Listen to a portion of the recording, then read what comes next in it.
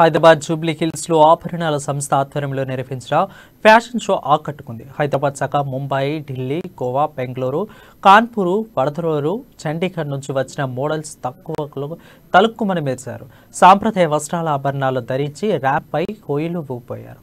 బంగారు ఆభరణాలతో దగదగ మెరిసిపోయారు.